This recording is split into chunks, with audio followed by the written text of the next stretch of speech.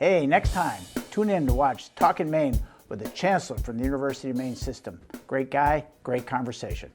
We are committed to the state of Maine to produce the human capital necessary to grow the economy, drive the economy. And quite frankly, it's incumbent upon us to have our eye on the ball and understand what's coming next and have the workforce prepared for what's coming next. This program is brought to you in part by the generous support of these sponsors. Skowhegan Savings Bank, Franklin Community Health Network, the Rotary Club of Farmington, and community members like you. Thank you.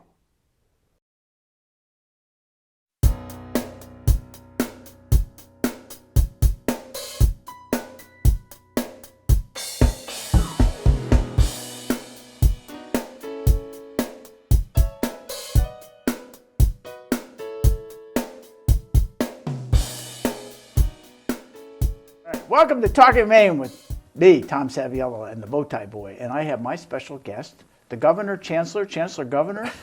Chancellor, welcome to the show. Thank you very much for coming on. Much appreciated. Well, it's great to be with you. You know, we met a while ago when you were came to do some work about our president here at UMF, and I gave you the devil for not coming on the show, and here you are. You invited me and I showed up. That's pretty good. That's pretty good, and it's much appreciated. You know, I think I told you we're right around 500 shows, and so we've decided that with you as my guest, you are my 500th show. I'll take that. 18 years and 500 shows. I think I'd rather go to the Indy 500, but I'll do this one. Well, I won't beat you up too bad. So tell me how your history. I mean, you're a governor too. I mean, well, I was a governor. Maine has its own governor. I was governor of Connecticut for 8 years, 2 terms, and prior to that, I was mayor of my home city, Stamford, Connecticut. But where did it all begin? I'm the youngest of 8 children from a very community-based family. My mother would say to me almost every day we ever spoke, she'd say, "Daniel, you have an obligation to leave the world a better place for your having lived in it."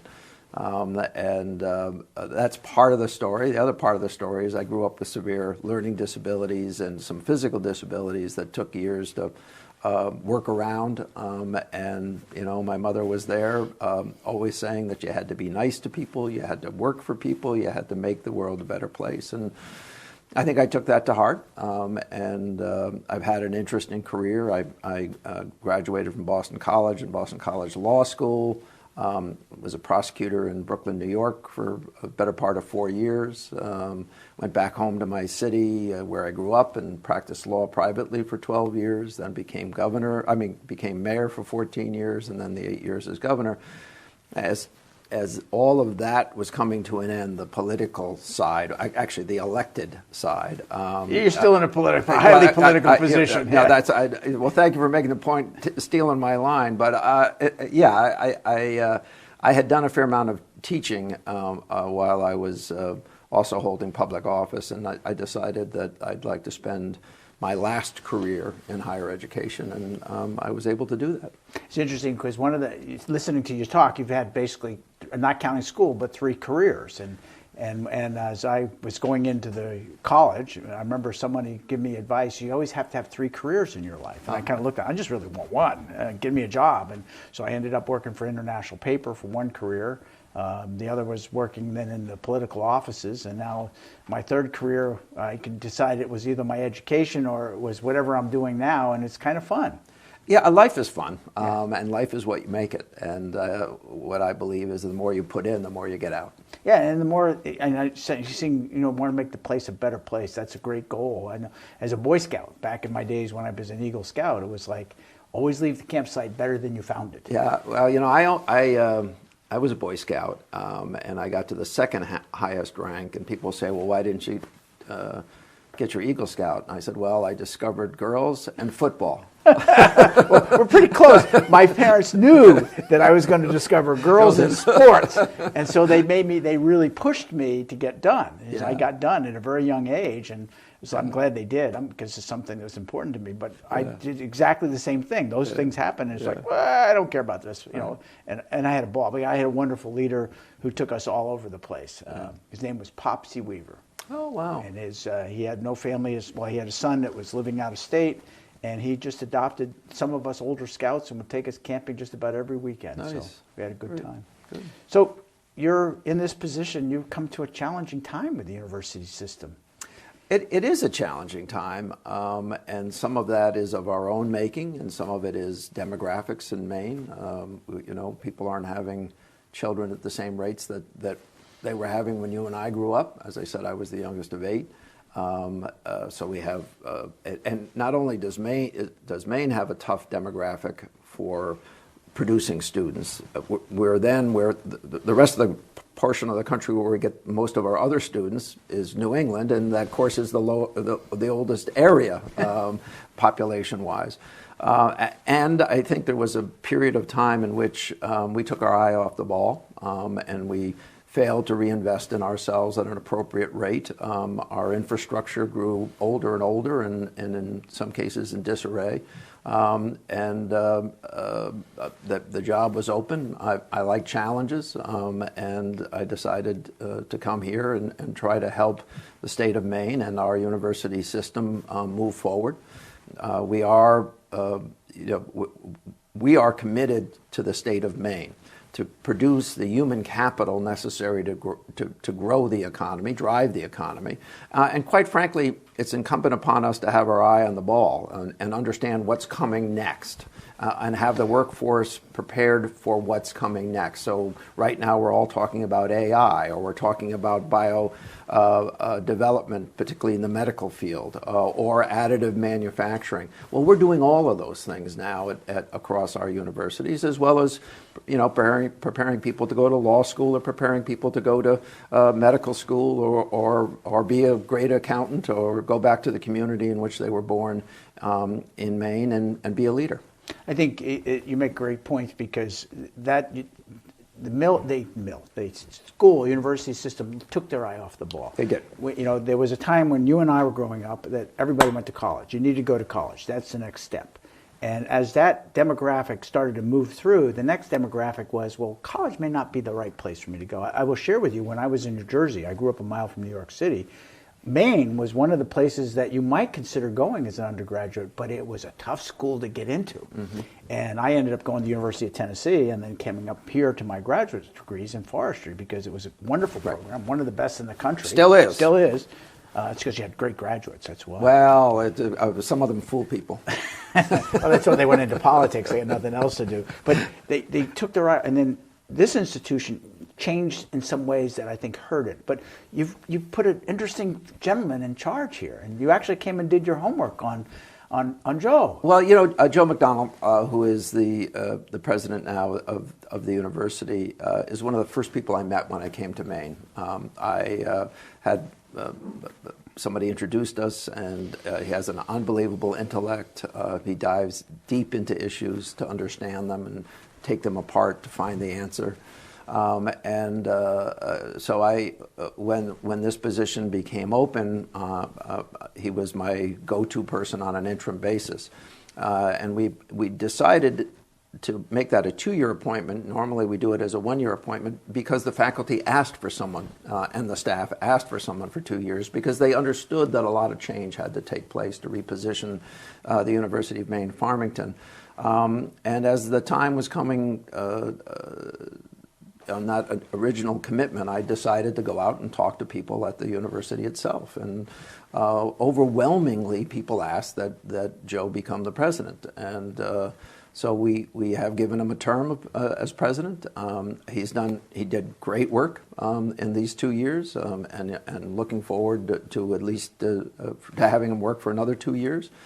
One of the things that we failed to do, I think, as a system as a whole, was, I said, take our eye off the ball, but really what it was is we weren't monitoring the marketplace itself sufficiently and understanding what was driving decision-making amongst parents of 17 or 18-year-olds who are going off for master's degrees or doctoral degrees. I'm a big proponent of the following. That is, that it's our obligation as a university system to meet the market where it is or where it wants to be, as opposed to, hey, we've done this for a long period of time. We're not going to change. I have a standard line now. I think Cambridge University in England was founded in 1292, and next week they're going to make a change.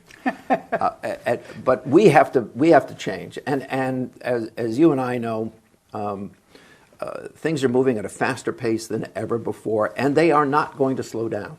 In fact, we keep creating machines to speed it up. Yes, yes. And AI development, I think, is one of those. So I think we just have to be more nimble. We just have to be able to react to economic developments or challenges or new scientific development. And that's the road that I'm trying to take the university. There's a great book. system. I don't know if you've read it. Who Moved My Cheese? Yeah, of course. Yes. And that's an example of just what you've talked. You have the two mice in the maze, Scoot and Scurry, that are out there bouncing all over, the true entrepreneurs, and then you got the old slug mouse, cat mouse, whatever he is. He dies because he doesn't know how to change, and the other guy says, "Oh, I guess I better start exploring." Mm-hmm. And that's kind of where the university is. You're not quite Scoot and Scurry, and you certainly aren't. We don't want you to be the other mouse. Well, but we're accelerating. I'm not here to talk to say bad things about it. What we are, I'm going to finish my 5th year on the 30th of June here. We are changing. Yes, we are responding. I'll give you an example here at Farmington. And across all of our system, I challenged all of our universities to go after the 130,000 people who live in Maine who started a baccalaureate program at some point in their life and never finished it. And so I said, you give me your ideas and I'll find $200,000 to help you execute those ideas. So here at Farmington, this year, they went, I think, from 4 people in a program to finish degrees to 64 people. Wow. In the first semester of the year, and I think they're at that number again this semester. Helping that audience of people in Maine get their baccalaureate degrees is very, very important. It allows people to lift their expectations for themselves, for their family, and for their employer. And it is a way that we can help drive the economy. Yeah, I remember when Joe talked about doing that here, and then I've given him some names of people that I knew that had come through and stopped for other reasons, family, military, whatever the reason was, and to have those people finish up is wonderful. I'll share with you, I was a Margaret Chase Smith scholar that they brought me up to campus, and I hadn't been back. It took all this time for you to start bragging? I'm going to brag about you now. Wait. While I got there, I had not been back on campus probably in 20 years. Yeah. And they took me around and showed me the 3D printer that now can potentially print a whole city or a town. Well, we now have a new world's largest printer, right? Yeah, it's pretty. I was there the other day when we unveiled it, and pretty impressive. So seeing what you've described is physically here with you and I in this conversation, I saw it, hadn't been there in so long, that was open spaces that is now occupied by buildings that are the next generation. Yeah, well, and that's an interesting building that you saw, because we're going to in August break ground for a 45,000 square foot addition to that building. Wow. And we call that the factory of the future. Printing is the way to go in manufacturing for many products. For instance, as I sit here with you today, I just sat in at the Rotary meeting here on the campus. And we had a doctor making a presentation on hip and knee devices. Those are all printed now. Oh yes. Yeah, and it's not only are the molds printed, so people can kind of figure out how this is all going to work, but then the metal product is actually printed. Who would have thought about 7 years ago? Who would have thought about printing knees and hips for replacement? And by the way, a 40% increase in the satisfaction post-operation, because now we can customize that to every knee that needs to be replaced, and the bones that have to be. I just had a friend who had that done, but they measured everything all up, put it in the computer, and they printed it so it should fit precisely exactly what they wanted to do. Now, we had a special situation here where we dedicated the Sweat Winter Child Center. Yep. You came up. I don't know whether you were here for part of that, but I know the governor came up. Yeah, the governor. I was represented. We had people here. I couldn't be there that day. I think I had There was another commitment that You weren't we on had my to show divide then, people. though. I wasn't on. No, I would have done your show that day. Again, I think making the kinds of investments to prepare the workforce that we need in Maine today and tomorrow is really what our charge is, and we take it very seriously. I think, and take it perhaps in some ways more seriously than we had in the past, because we also understand that if we're being seen as the people who are bringing the new programs necessary to drive the economy, we're going to see additional students and new students come here. And you made a reference to you're having gone to Tennessee and then coming to Maine. I think there's so many wonderful aspects of Maine, and some particularly around the environment, which is a major factor for some of our youngest students to say, I want to go to Maine because of what they're doing for the environment and on the environment. And again, we'll go back to printing. A lot of the printing stuff that we're doing the research on is actually trees. It's what isn't used to make a home being used to make a military safer in buildings that are built with materials that we could be a leader in supplying. You did mention earlier on about the physical plant that you inherited, and so what are some of the things you're doing to help change that? Because I can remember when I was at Orono, I used to be in Deering Hall, and I was in the soils lab that was all the way in the back, and when I got there, the tops literally were rotting off. Yeah. And we eventually replaced them with slate, but that was 40 years ago. What's going on now? Well, we opened a new engineering building about a year and a half ago, which is a real kick up for us. I told you that we're going to break ground on a $45,000 square feet, addition to one of our major research centers. We are recreating our dormitories to be representative of what students want. They want single rooms, they want a bathroom or a suite. And quite frankly, we have dormitories that were built in the early '60s that have the same wooden windows that Puritan Hall here, I think, was built in the 40s. But here on the campus at Farmington, we are redoing two of the dormitories, and putting money elsewhere, as you mentioned, in the Child Development Center, and always looking for other ways to make strong and important investments in the future of the universities, and that includes Farmington. And what's neat about Farmington, and I want to give Joe and Brian Ellis a shout out, they have really started to reach out to vets. And that's personally something that's very important to me for a number of personal reasons. But one of the things they've talked about is in one of these dorms that's being redone is putting a whole floor in for veterans. Yep.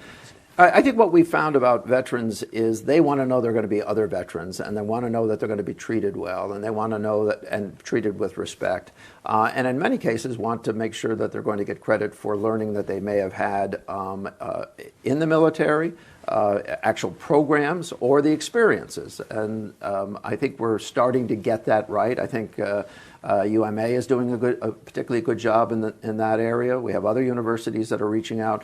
We have to teach ourselves before we can teach others, and that's what I'm asking all of our universities to do. Now, one of the things, and recently that I read, that's also another thing that when I was in the legislature, we started talking about the community college marrying into the university system.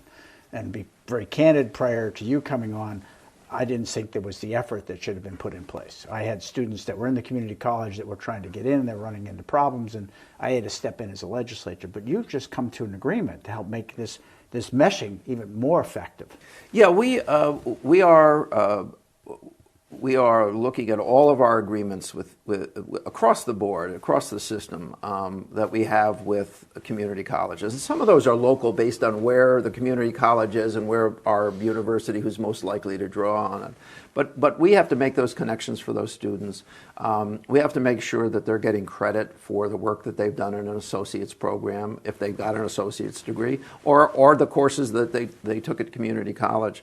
I think we have to have more respect for one another. And that's a two-way street. And the other thing, quite frankly, is the state decided to make community college free for a large portion of the population. we saw that we lost students that we might have, actually we saw, I think, 179% increase in the number of students choosing community college amongst the pool that have applied both to community college and to one of our universities. But here's what I said when that happened. I said, this could be very good for us because if more people get their associate's degree, we can hopefully get more transfers into our system to get the baccalaureate, master's, and doctoral degrees over time. And I think a lot of people thought I was a little crazy when I said that, but the reality is we're seeing increases in people who want to come to our system. And we are doing the self-examination necessary to make sure that we're putting students first, not ourselves first. And I think that's a big part of the change. And that's important. Now, one of the things I did when my two children, my son and daughter, were at Mount Blue, is I actually made them during the summer take a class here on campus. But you've actually created a situation where you're encouraging kids to come on campus to take classes. We are encouraging students to take early college classes, and we think that if a student is able to get to campus to take that on one of our campuses as opposed to a class being taught on the collegiate level in their high school, we think that's a better connection, and we would encourage students to try that experience and to come to be part of a university. We know that when that happens, we're more likely to land that person, and when that person lands, they're more comfortable in the setting that they've already tried out. And that was my purpose, more comfort. Ben ended up coming here to Farmington and graduated from Farmington. I have a Ben, my middle son. Oh, my only son is Ben, and my daughter's Allison. Oh, wow. So Allison, both of them, between the junior and senior year, I made them go to class, take something. Allison took a writing class. She did very well in it. Ben took a class from Jim Melcher. Now, you know Jim at all. Mm-hmm. He's a mile a minute and goes very fast. But it was the experience of going to college or a university where you may not know you. Right. And you had to do stuff on your academics and not on, oh, that's Tom's son or something like that. And both of them ended up using the class they took as a part of their graduation credits. So what you're doing is... And by the way, that has the added benefit for Maine students of saving them some money. Because the state is funding that program, and it's working well for us. It's working well for them. We know people go to the community colleges with college credits. We know they come to us with college credits through the early college program. But we want to maximize the impact of that. And one of the things that we're doing is communicating directly with those students and saying, hey, you're college material. You based on what you've done, you should come here. You're going to get a degree. You're going to be successful. And I think that's a message that we're trying to send. And a personal thing, they have AP classes at the high school level. I would rather see them be at the university level taking a regular class than taking an AP class. Not only do you find out, well, in my college material, university material, but I can succeed. Right. And when I know I can succeed, I'm going to go to the next step and probably come. Well, I'll take it a step further. We don't make a lot of money on those. We get a fraction of what we would normally get. So students are saving money. We're getting to know those students. Hopefully we attract more and more and more of them to come to the university that they have that relationship with. They're better prepared, and they're saving money. It's a great deal for everybody. And just as we're now seeing the cohort of people who began free community college now will be graduating, we're seeing those numbers go up. And so we have a very strong relationship with the community colleges and are working together at a level that heretofore had not been seen. That's great. Now, so of course, now my loaded question. How do you feel about UMF? How are we doing? Actually, I think doing well. I think that if you look at the new programs that have been put forward, the ones that are operational are in fact drawing people. I told you the story right off the top of what we're doing with helping people finish their degrees. You know, you go from 4 to 64. That's a significant move. The investments that not all the investments they're asking for, but some of the investments that they're asking for, we've been able to get them the monies necessary to try new things or to modernize dormitories or to spend money in other areas of importance. I'm hoping to invite the community to be more active with us. I know that, you know, over time there are years of great relationship and years where people are unhappy with one another. I do think there is a good relationship between Farmington and the university here, but we can always use help. And I do think that we've provided appropriate leadership at the university. I think Joe's doing a great job. It's not easy to make change. I gave you money to say that, remember? Yeah, that's oh, right. I forgot. Sorry, Joe. Sorry. No, he's very fond of him. Yeah, he's a good man. I mean, he really is. He and I have had a number of conversations, and I really respect your and hope it works, because I think there's a community relationship that needs to be built on. Yep. As a former legislator, I always wondered when the budget came up, it was the chancellor and it was the president of the university and maybe the finance person. Mm-hmm. It would be so much better if the town manager from Farmington came down there, or Tom Saviello, a small business owner, came down and testified why UMF is so important.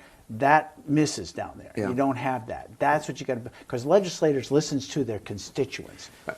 and they're the people that vote them in, as you well know. Right. I will say this, that I think the legislature has treated us fairly in the years that I've been here, and probably before. I mean, Maine has challenges.